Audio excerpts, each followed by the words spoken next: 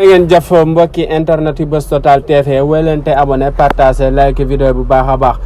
mbirum Cheikh Bara Ndiaye leneen lu bees mujj saa am mu doon kii di Cheikh Bara Ndiaye procureur moo opposé si ay mbiram rek di xamle ne loolee ñu may Cheikh Bara Ndiaye ak liberté provisoire àndu sa ba tax mu daal di dugal ab appel loolee nag mooy tax kii di Cheikh Bara Ndiaye day daal di des si prison bi ba tey ndax procureur àndul nag sa liberté provisoire ak ki xamante ne si sa deuxième cabinet Mamadou Seck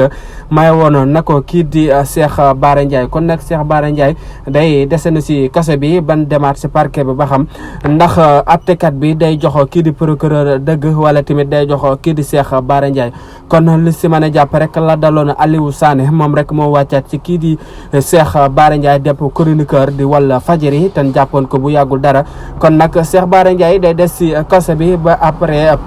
lii di parti bi ba xam lan lay wax ba xam das koy bàyyi wala das koy téye moom kii di Cheikh Bara Ndiaye ba def gis nekk ab chroniqueur fële sa wal fajiri wéy leen te abonné partager like vidéo yi baax a baax